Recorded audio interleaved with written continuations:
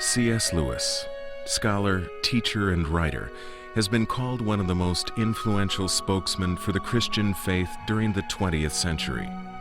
While teaching at Oxford University, his books and radio talks brought him to international prominence.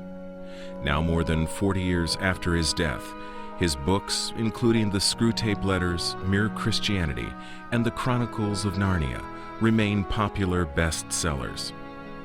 On this program, we trace the depth of spirit and the breadth of mind that led to his worldwide influence.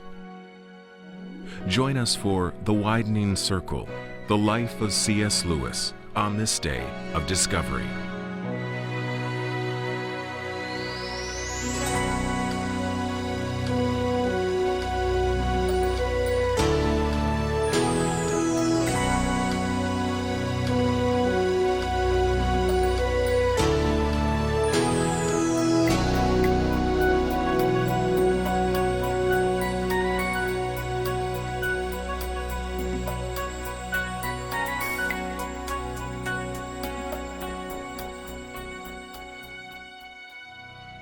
Oxford, the city of dreaming spires. For more than 800 years, a place of great wisdom and learning.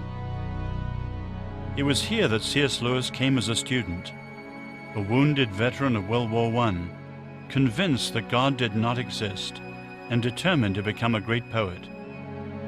It was here a few years later that Lewis, the university teacher, moved from atheism to embrace a personal faith in God that altered the course of his life. And something obviously did really happen to him in 1931. He was a different man afterwards. And it seems to me that the only way you can account for that change is by some real intervention, some divine intervention, some spiritual power being infused into him or getting hold of him and shaking him by the scruff of the neck and turning him around. And books just poured from his pen. He was incredibly prodigious in his output. There are certain Christian authors who one feels that they were great, very good writers or artists until they became Christians, and then somehow it seems to have almost sapped it, almost as if it took their energies elsewhere. But there are others, and he's one supremely, who are enabled, whose gifts are released. I think that's perhaps why his poetry didn't work earlier. But I think that his creative writing came out of the very integration when he crossed the divide. I think it liberated something within him. And that growing sense of forgiveness, which was to come later, and the way his imagination is released. Lewis is remembered primarily for his books, but his job was teaching English language and literature. Each day at Magdalen College, he followed a predictable but demanding routine. He would get up at 7, have a cup of tea. His scout would bring him the tea. He would get ready and go off to chapel at 8:25. He would have a few paces in Addison's Walk, this beautiful walk that goes along Magdalen College, and then come back and tackle his correspondence for about an hour and a half or 2 hours. And then his first pupil would arrive. He would have pupils all morning, and then lunch.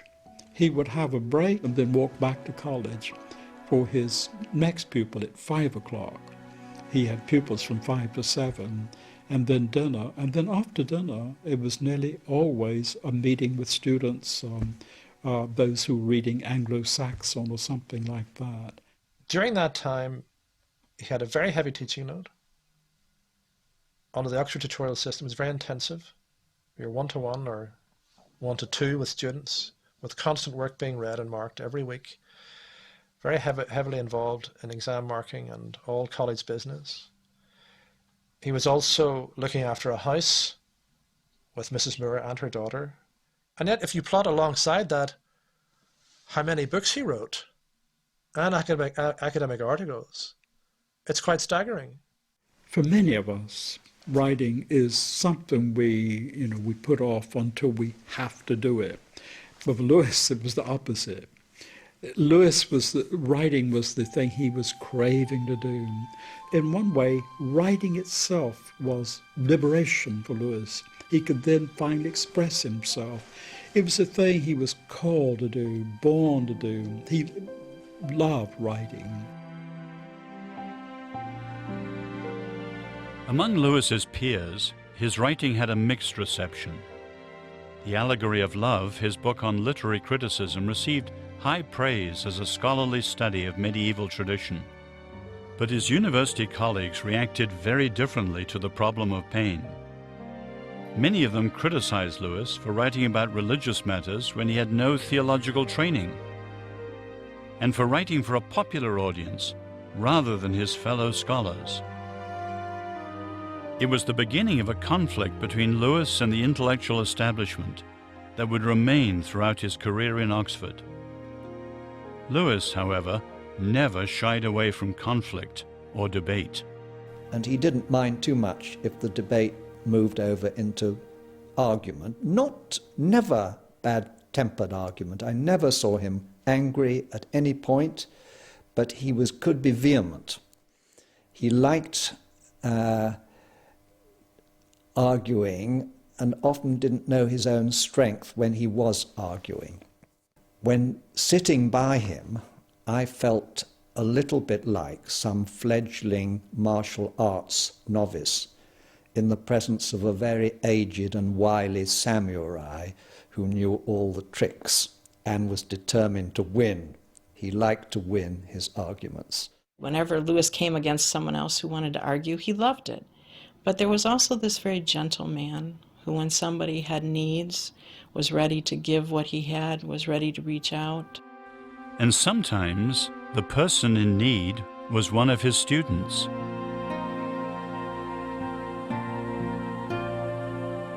My mother's maiden name was Mary Shelley, and she was a distant descendant of the poet, which was made much of when she won this big scholarship to Oxford in 1930.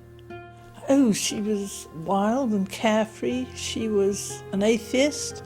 She was a terrific reader and very keen on Virginia Woolf and ideas of freedom and free love and romanticism. And she also loved George MacDonald, who was a great link with Lewis.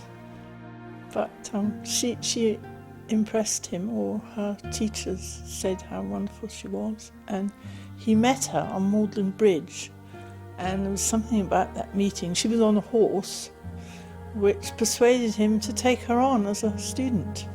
Well, she fell in love with a guy who none of us know who he was, and he was married. And she had a wild affair with him. And I mean, they went the whole hog. They went into hotels in Bloomsbury and everything. It was unheard of to have an affair at university. It was all right after you were married, perhaps, but, university was outrageous. And he dumped her just before her finals. And I think that's why she failed miserably. At that time, especially as a woman, that was it. She was ruined, really. C.S. Lewis was extremely upset because she had always been considered his most brilliant student, one who would undoubtedly get a first-class degree. And in the letter he wrote to her, he said, "I don't want you to get the idea that you've got a third-class mind, because you haven't." She didn't know what to do. She decided to teach. And my mother applied for this job at the senior school and asked Lewis for a reference. And he wrote her such a good reference that she got the job in preference to W.H. Auden, who had also applied. Well, C.S. Lewis was a spiritual mentor to my mother ever since they started corresponding when she was at Dartington. And he eventually persuaded her to become a Christian. She found it very hard to come to terms with Christianity because it represented all kinds of things that she couldn't stand, like stuffiness. And once she became a Christian, it did change her a lot. Because of his demanding schedule, Lewis spent a great deal of time at Magdalen College. But his real home was the Kilns, a few miles away in the village of Headington. Lewis bought the Kilns in 1930, along with his brother and Mrs. Moore, the mother of his dead friend, Paddy. They moved in here together, along with Mrs. Moore's daughter, Maureen, who was effectively a kind of sister figure to Lewis. She was only 8 years his junior. And they were delighted by the place. Warren and Jack in particular were delighted by the garden. They had about 8 acres of land, including a lake and woods, and a large kitchen garden and a tennis court. Not that they played tennis very much, but they did play croquet and badminton on the front lawn, and they really loved the place. Jack and Warnie attended Sunday morning service at their parish church in Headington. It was there that an idea came to Jack which would lead to one of his most popular and enduring books. He was sitting in his pew in Holy Trinity Church one Sunday at the Holy Communion service when he had suddenly had this idea of a Under-Secretary of Hell writing to a junior tempter on earth about how to tempt a young man who's becoming a Christian. You want to stop it if you can. But if you can't stop it, then what do we do to corrupt him? And thus these wonderful Screwtape Letters. The first one was written in his head at, Holy Communion service. And when he got home, he wrote it down, and then about 30 more letters followed that in quick succession. And you got one of the most important books that he ever wrote. The Screwtape Letters first appeared in 1941 as weekly articles in a Church of England newspaper. People who didn't belong to any church began buying the paper just to read the letters in which Screwtape always referred to God as the enemy. My dear Wormwood, never forget that when we are dealing with any pleasure in its healthy and normal and satisfying form, we are in a sense on the enemy's ground. I know we have won many a soul through pleasure. All the same, it is his invention, not ours. He made the pleasures. All our research so far has not enabled us to produce one. About the same time, Lewis was asked by BBC Radio to give a series of broadcast talks during the difficult days of the Second World War. So they asked Lewis if he would like to talk about, say, give a series of 4 talks on, say, modern literature. He said, not that wouldn't suit me, but I will give some talks. But I think it have to be on Christianity. But I think we have to go back because people today don't realize that they are sinners. And so before they realize that, they have to have the diagnosis. Millions heard them. And I remember one of Lewis's pupils told me he was in an officer's mess. And he said the bartender had just started to pour something in a glass, and Lewis's voice was going on, and he was waiting for the drink, and the bartender was holding the bottle and the glass, but he couldn't put them together because they wanted to hear what Lewis said. So riveting was it. Now, of course, he's already a great writer. And, anyone who's written, you have to write to a deadline, or you have to write to length, but not like the demands the BBC had. I mean, you had to hit 10 minutes on the dime. This genius of concision, of pungency, was improved by the BBC's demands on Lewis. I've heard that Lewis's was the second most recognized voice in England after Churchill's for a period of time there, and these broadcasts are the reason for that. One of the remarkable things about Lewis was that he was a communicator who could reach out to the non-academic world. He could give very learned lectures, but he could also speak with remarkable freshness to people in other disciplines and from other walks of life in a way that you might not have expected from a deeply learned Oxford don. And that, to my mind, is very remarkable. And those 4 talks generated such enormous interest for the BBC, they asked him back for a second series, then a third, and then a 4th. And then those 4 series were brought together as Mere Christianity. When school children were evacuated from London and came to live in Oxford, it brought another dimension into the life of C.S. Lewis. He liked children much more than I think he thought that he did. And when he had evacuees during the war staying at the kilns, he got very fond of some of them. Well, I first went to the kilns when I was, I think, about 16. It was planned that I was going to be evacuated there. And so I went up to meet Mrs. Moore and be vetted, and apparently that was all right. And so it was arranged that I would go and live with her and the family. Well, it came as a tremendous shock to discover that Jack Lewis was C.S. Lewis, whom I revered, whose books certainly the Screwtape Letters I'd read, and various other bits and pieces of his I'd read, and I think I'd heard him speak, and he was a hero. And I had no idea that this man in the house, Jack Lewis, was he. And I think I'd been there about 2 or 3 weeks when the penny dropped. I saw the books on the bookshelves and the name Lewis, and eventually I clocked it, and I was absolutely, I didn't know where to look, how to speak to him. I was so overawed, really, completely overawed. And it took me about 2 weeks before I could look him in the face again. He was so kind to me. He put up with all my infantile, he never made me feel inferior or unintelligent, or that I'd said something stupid, which of course I did all the time. Living at the kilns at the time was Jack and Minto, Mrs. Moore, and Warney, Jack's elder brother, who'd been in the army, Major Lewis, and me. And then in the garden, in a hut, Paxford's hut, there was Paxford, and Paxford had been with the family for years and years and years.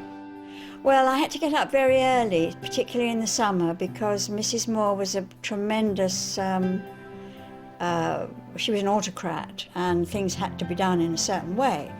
And her belief was that the chickens must be let out of their roosting house within half an hour sunrise.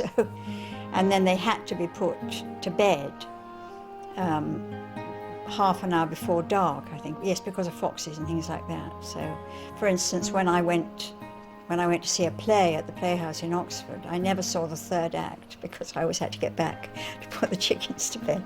Yes, we were an odd household, really. And one of the members of the household for a time was a boy called Ronnie, who was mentally handicapped to some degree. I don't know how much. He was probably about 22 or 23, but he couldn't read or write. And Jack used to spend, I think, 2 evenings a week with him, teaching him to read, which is very typical of him, in the sense that, without wanting to sound pious, I mean, if there was an opportunity to do good, Jack would do it. But he was also travelling all over the country at weekends, going to RAF bases and army bases, giving talks mostly about religion. But the train journeys were absolutely appalling. I mean, in those days, a train would just stop if an army train had to come through. It could take you hours and hours and hours to get anywhere, and it did, and he'd come back pretty tired. And then once a week, the Inklings used to meet. That was his one evening of real relaxation. The Inklings were a group of Christian friends who gathered round Lewis because Lewis and Tolkien liked to hear written compositions read aloud. And they met every Thursday evening in term time, and usually every Tuesday morning in the Bird and Baby Palm. And it was there that Lewis read aloud to his friends, Tolkien, Charles Williams, Major Lewis, and others, he read aloud The Problem of Pain as it was being written. The Screwtape Letters, it was there that Tolkien read The Lord of the Rings, or most of it aloud, during the time it was being written. And you can imagine what it was like. These men, this was a no-holds-barred affair. You were expected to say what you thought of this work, and if they didn't like it, they said so. But at least they had good critics and honest ones as well.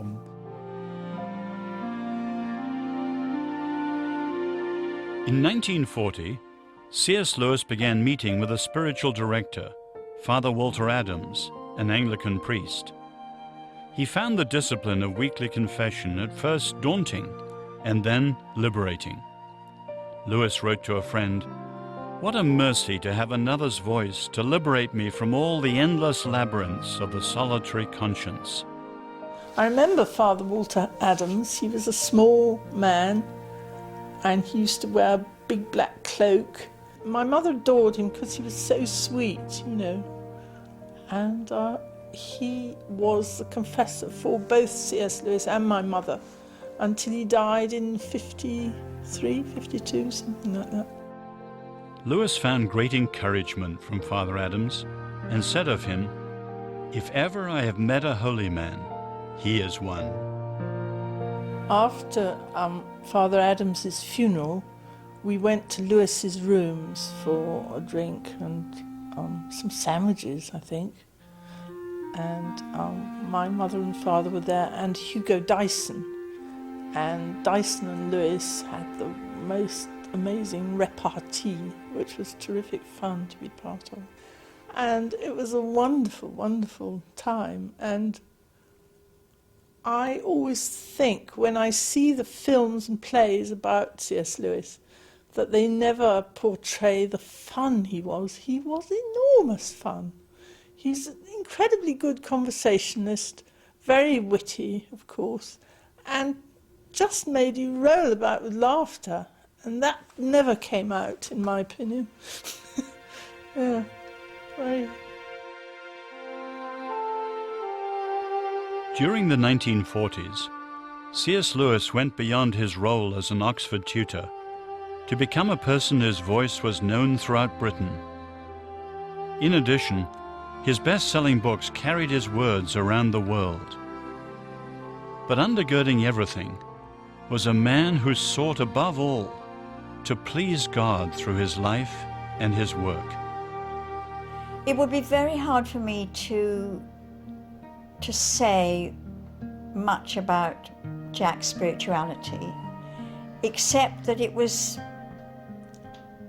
was totally imbued with it. It was what he was. He didn't make any sort of show of it, but he just was a good man. And he made big sacrifices to be a Christian. The final crunch was that he had to decide whether Jesus Christ was the person that he said he was, or whether he was a charlatan or a liar or totally self-deceived. And it seemed apparent to him in the end that he must be speaking the truth, and so then he followed it. What was noticeable was how deep it went, how all of his thoughts were transformed by Christ and by grace, and how he saw everything through this prism of Christianity. He tried to write about what he thought God wanted him to write about. And he often talks about trying to listen for the Spirit's leading, or praying about his writing, so that he did what he was being called to do. Early on in the 30s, in the introduction to Mere Christianity, he says early on he realized that the one thing he could do was to try to explain Christianity to people who didn't have the abilities or advantages that he had. And he stuck to that. His joy had been fulfilled. He had found God. He knew God. And that transformed him and enabled him to be the man he was to be. So Lewis shows that unless we find God, we cannot be what we should be. and that we find that in God through Christ. And that, to me, is the most important thing. For me, he was a saint, and always will be. Not at all what other people would think of as a saint, perhaps. I mean, a great, loud-laughing, rowdy Oxford professor, liked his beer, but he was a saint, I think. In Mere Christianity, C.S. Lewis compares the result of having Christ in our lives to having salt on food. Far from killing the taste of the egg and the tripe and the cabbage, he writes, it actually brings it out. They do not show their real taste till you've added the salt. It is something like that with Christ and us. The more we get what we now call ourselves out of the way and let Him take us over, the more truly we become ourselves. In that sense, our real selves are all waiting for us in Him.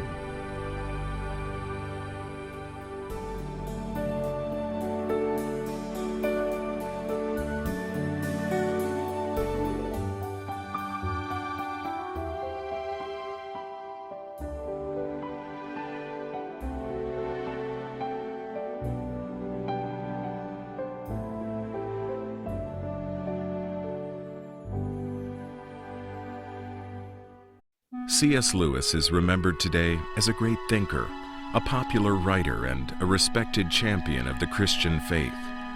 During his 30 years at Oxford University, Lewis produced a number of best-selling books that are still widely read today, including The Chronicles of Narnia, Mere Christianity, and The Problem of Pain.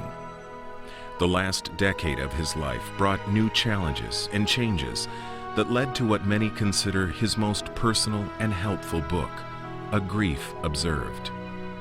Join us for Joy and Beyond, the life of C.S. Lewis, on this day of discovery.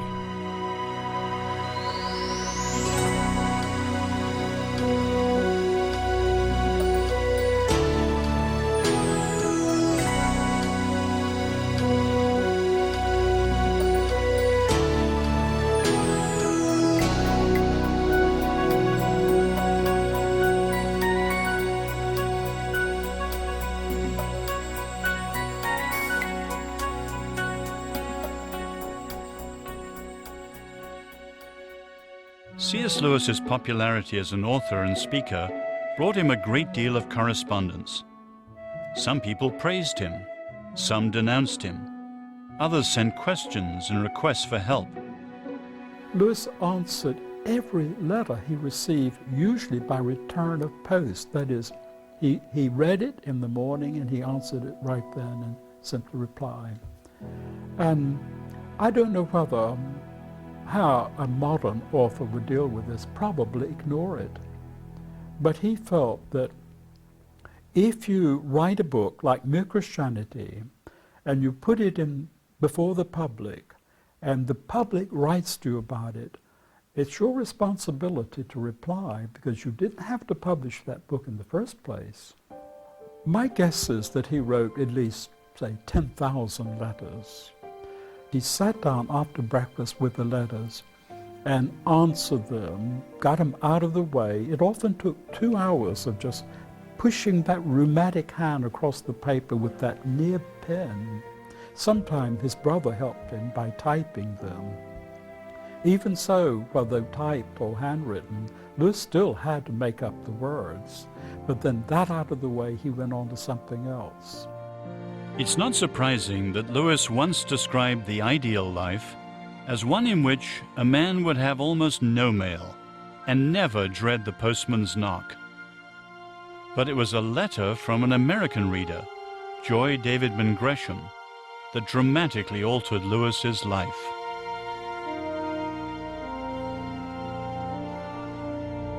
I met Joy Davidman first at Hunter College, and we became very close friends. She was younger than I. She impressed me immediately by her beauty. She had the most extraordinary skin. Of course, she was young, but still doe-like dark brown eyes, and a little plump and lovely. She was brilliant. She was a good writer. She published in the school publications. She was very shy, and yet she did things that none of the Hunter girls in those days, I'm speaking of the 30s, would dare to do. She went to Harlem, to, I think it was the Apollo, to watch the dancing. She was rumored to have an affair with one of the professors. We thought that was so sophisticated. I think she was a little arrogant intellectually, and she had a right to be. She was much brighter than many of the very bright young women at college. I think she was better read than I at that time. I knew more of Tolstoy and Dostoevsky and so on, but she knew more about the classics, which she loved. And the education we got there was a wonderful education. And then, of course, she went through all these strange stages. She was a communist and an ardent one. And she was an atheist and an ardent one. But what she married, a very strange man, William Lindsay Gresham, tall, rugged, handsome man, who wrote a book called Nightmare Alley. In 1946, Joy became a Christian and began reading the books of C.S. Lewis. For a time, her husband Bill seemed to share her newfound faith. But it was a rocky marriage. Then the two boys were born. They were very cute little boys, and she went to London. C.S. Lewis had enjoyed corresponding with Joy Gresham, and in 1952, they met for the first time during her visit to England. Within a year, she had returned with her two sons, David and Douglas, to live in London. As their friendship grew, there was another change in store for C.S. Lewis. After 30 years at Oxford University, he made a career change that surprised everyone, including himself. Lewis's move to Cambridge in 54 from Oxford was a very big event in his life. It changed his daily life in so many ways. It changed the way people saw him. It liberated him from so much. And the question, of course, is why the change? And the obvious answer, the efficient cause, was they offered him a chair. They offered him the chair of medieval and Renaissance English literature, which, we're given to understand, had been created especially for him. Well, Oxford, of course, was appalled by the fact that the megastar, would move, but they hadn't given him a chair. When Lewis left Magdalen College, Oxford, for Magdalen College, Cambridge, it marked a new beginning in his life. He arrived almost by parachute, so to speak. He suddenly appeared in our midst, and I sat next to him very often because we were a small company, and we dined every night, and then from there we went to the combination room where we sat around in a small circle and drank coffee every night. So I got to know him quite well during the years I was at Cambridge. He was a very nice man, kind, faintly alarming, but then that made him rather more attractive in some ways. There was an unpredictable element about him. He was quite amazingly learned, not in a browbeating way. He just seemed to have read everything that anybody else could conceivably have read, and had an amazingly retentive memory. I came in once having read the works of John Calvin, found a very striking passage in Calvin and quoted it to Lewis, who said, John, but do you remember how he goes on? And he then quoted the next 4 lines, to my astonishment. I first met C.S. Lewis in Cambridge. I was at St. Catherine's College, and he was at Magdalen College. And I went to him because he was to be my supervisor as I wrote my thesis on Cornelius Agrippa, and he saw me through most of it. I had 2 full years with him, going from my college at St. Catherine's to his at Magdalen every Wednesday morning during term. I found it hard to sleep on Tuesday nights because I knew what was coming up on Wednesday mornings, and I would attend at his door at exactly 10:30 with my gown on, and knock, and I'd hear the gruff voice say, "Come in." Lovely long rooms in Magdalen, go through one, then another. And then we'd sit side by side, and I'd pass over to him the folio that I was using as my copy text, and he would run his fingers along the buckled lines and translate and comment, and he'd say to me, "Tell me where I go wrong," which meant, where you've made a mistake in your translation so far, quietly put it right, and I'm not going to embarrass you. And he'd knock out his pipe, put on his gown, and we'd start at 10:30, and when the clock struck 1:45, he would take off his gown, and that would be my hint to go. He came down every morning to morning prayer in the chapel, sat in his same stall there, and loved going through all the Psalms. And I associate certain Psalms with him. One particularly is Psalm 36. I can remember his Ulster tone coming through, his rather Oxford tone, when he recited the verse, "Thy righteousness standeth like the strong mountains, and thy judgment is like the great deep." He said to me once, it starts, "My heart showeth me the wickedness of the ungodly," the psalm. He said, "It does indeed, does indeed." He said, "It's from my heart that I derive my understanding of that deep wickedness." Lewis spent the weekdays in Cambridge during term time, but every weekend and vacation found him back at the kilns, where he and Warnie enjoyed working in their garden. Although they loved the garden, and presumably the house, they didn't keep the house in very good condition. They rather let it go to rack and ruin. His friends called the house the Midden, an old English word meaning dunghill, because it was so smelly and dilapidated. The place was covered in tobacco stains, because both brothers smoked cigarettes and pipes. They used to knock out their pipes into the carpets and rub the ash in with their feet. They said it was good for keeping out the moths.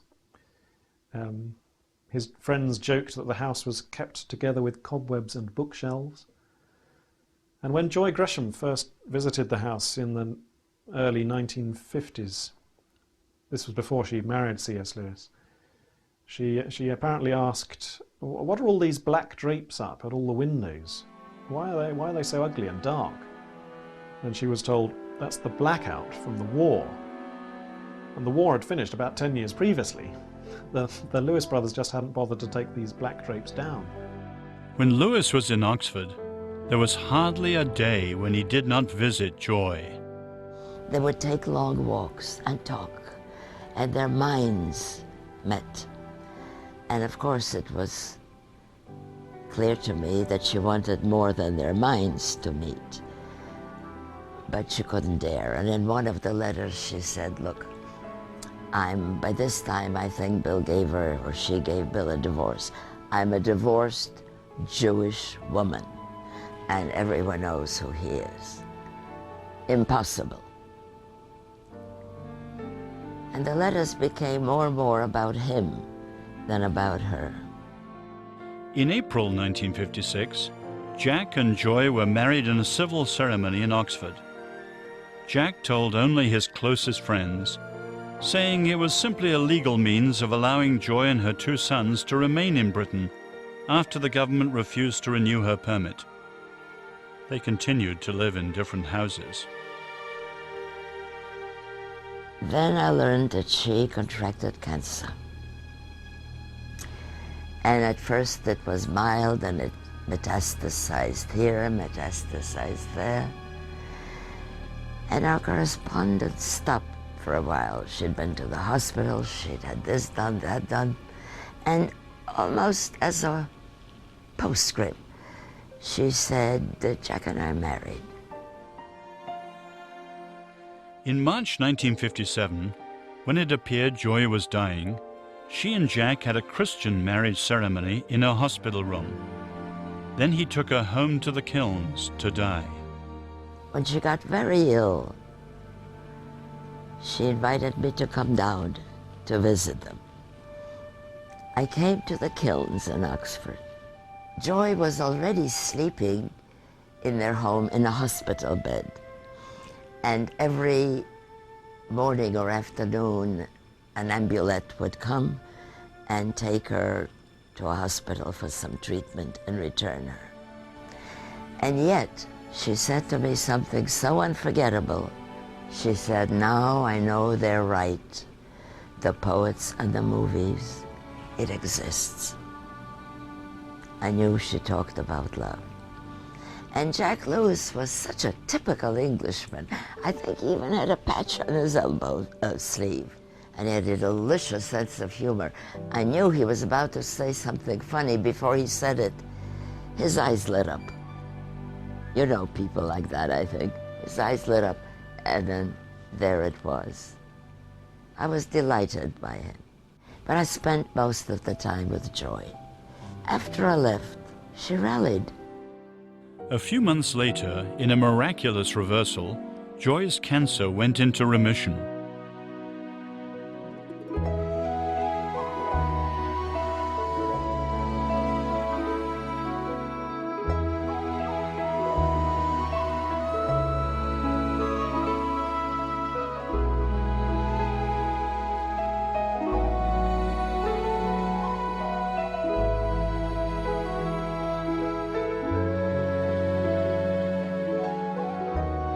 This was true love. They met on an intellectual level, they met on spiritual level, which was very important to both. Because of the history that Joyce had of embracing causes and then abandoning them.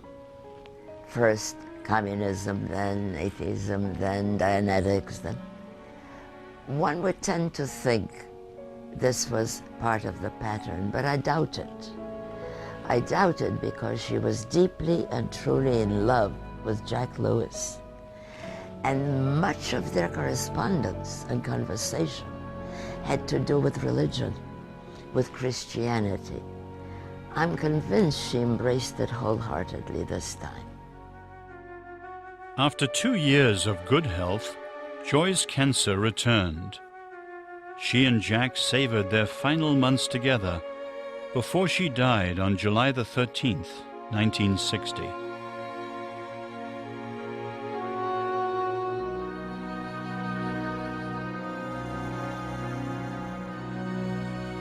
There was only one time there was any small talk. I went in and, having been going to him for a year, I think it was, I had the courage to say, I hope the black tie, Professor, doesn't mean anything untoward. And he turned to me and said, "Are you married?" And I said, "Yes, I am." He said, "You're a lucky man. My wife died last week. Now let's start." No, he never showed any grief. He never showed any grief. And all the emotions were displaced onto the page. The cure for everything, he used to say, is ink. And if he could read and he could write, he was happy, whatever was wrong with him.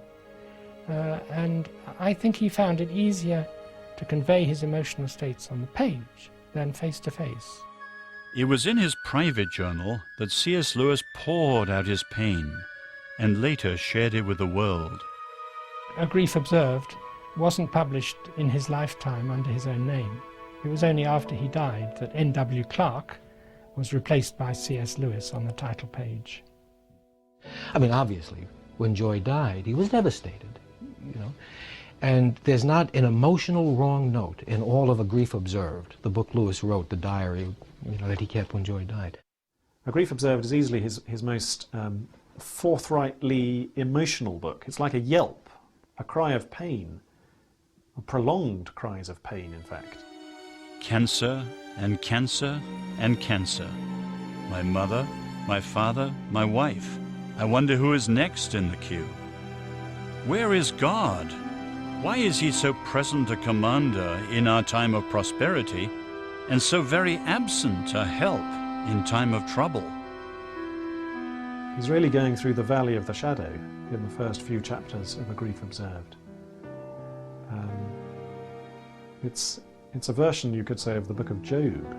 It's a man confronting the realities of suffering and the apparent meaninglessness of suffering. Why do we go through these tortures? I have no photograph of her that's any good, but her voice is still vivid. The remembered voice that can turn me at any moment to a whimpering child. It reminds you that this was a real man with a real heart. He could cry. He could acknowledge the deeper and the more sensitive aspects of life. And he could also communicate them, unforgettably, with his pen. My heart and my body are crying out, "Come back, come back!" But I know that the thing I want is exactly the thing I can never get. The old life, the jokes, the drinks, the arguments, the lovemaking, the tiny, heartbreaking commonplace. All that is gone. But by the end of the fourth chapter of A Grief Observed, he is finding some resolution. Not an easy resolution, not pat answers, not glib, trite solutions to these problems, but a deeper peace. He describes it as a chuckle in the darkness. There's still darkness, but he's now aware that there's someone with him there in the dark. And was that noise a chuckle? Difficult to say. To love at all is to be vulnerable. Love anything and your heart will certainly be wrung and possibly be broken. If you want to make sure of keeping it intact, you must give it to no one and nothing, not even an animal. We shall draw nearer to the love of God, not by attempting to avoid the sufferings inherent in any love, but by accepting them and offering them to Him, by throwing away all defensive armour, taking all risks, descending, when He so wills, into all tribulations. Toward the end of my time with him, he was becoming more and more ill, though he never let that affect his teaching of me and didn't show any pain. But he did write to me about it on the 6th of December 1961 from the Kilns, Oxford. The position is that they can't operate on my prostate till they've got my heart and kidneys right. And it begins to look as if they can't get my heart and kidneys right until they operate on my prostate. So we're in what an examinee by a happy slip of the pen called a viscous circle. Still, it is not quite closed. Meanwhile, I have no pain and am neither depressed nor bored. So it's a rather charming letter. And that was true. He had had a number of scares. He had had a heart attack in 1963. He had neglected his health terribly, particularly when he was looking after his wife who had such pressing problems. And as he said to one of his friends when writing to her, the door was open for me, but as I started through, it was closed in my face. And so God said, not yet, not yet. That was the last time I saw him before his death. It was 3 months or so before. And I sat with him, and he talked quite a lot, quite freely to me, as to an old friend. I was immensely honoured and touched about the pain of Joy's death and about how he'd come through it. And now he said he couldn't wait. He said he'd been up to the gates of the city already and almost been going to go through them, but he'd come back, and now he was looking forward to the moment when he went through altogether. And that whole conversation, there was a kind of freedom and serenity about him which hadn't been there quite before. I came away deeply moved by it, and I'll never forget it. My mother went to see C.S. Lewis in '63 when he was ill. She went to the hospital several times, I believe. She sat on the end of his bed and drew a portrait of him. And he said to her, "You mustn't mind me being like this. My mind is tired." He held my hand, and I think the Brits often communicate, being rather buttoned up people, often by tactile gestures more than anything else, but it was a confident and touching handshake. I rang Warnie one evening. I'd been watching television, and it was a momentous day because Kennedy was shot. And I'd been very, of course, stricken by that. But when all of the broadcast was over, I rang Warnie to say, well, I'm arriving at such and such a time. And he said, "I'm sorry, June, Jack died half an hour ago." Extraordinary day.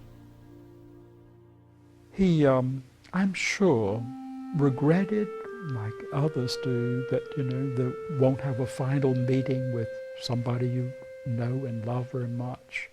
You won't be able to go to this place that you like so much again and see the home you were brought up in. Well, but you go to something far, far better. And if anyone was prepared, really looking forward, pawing the ground to get to the Aslan's country, it was C.S. Lewis.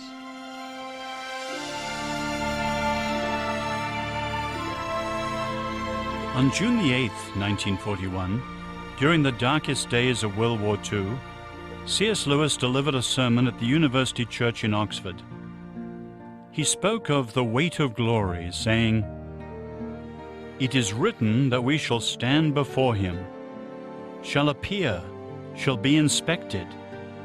The promise of glory is the promise, almost incredible and only possible by the work of Christ, that some of us, that any of us who really chooses, shall actually survive that examination, shall find approval, shall please God. At present, Lewis said, we are on the outside of the world, the wrong side of the door. We discern the freshness and purity of morning, but they do not make us fresh and pure. We cannot mingle with the splendors we see. But all the leaves of the New Testament are rustling with the rumor that it will not always be so. Someday, God willing, we shall get in.